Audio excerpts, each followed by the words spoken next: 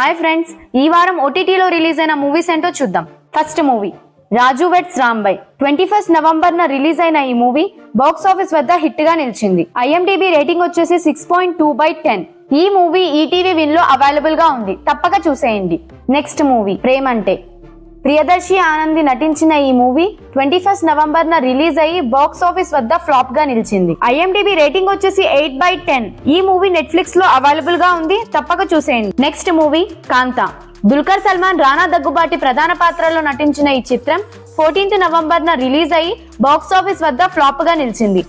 IMDb rating వచ్చేసి 7.7/10. ఈ movie నాకు పర్సనల్ గా చాలా బాగా నచ్చింది. ఇది నెట్ఫ్లిక్స్ లో అవైలబుల్ గా ఉంది, తప్పక చూసేయండి. నెక్స్ట్ మూవీ సంతాన ప్రాప్తిరస్తు. 14 నవంబర్ రిలీజ్ అయిన ఈ మూవీ బాక్స్ ఆఫీస్ వద్ద హిట్ గా నిలిచింది. IMDb రేటింగ్ వచ్చేసి 8/10. ఈ మూవీ అమెజాన్ ప్రైమ్ లో అవైలబుల్ గా ఉంది, తప్పక చూసేయండి. Next movie 12A railway colony. Allari Naresh నటించిన ఈ horror crime thriller 21 November release అయ్యి బాక్స్ ఆఫీస్ వద్ద యావరేజ్ గా నిలిచింది.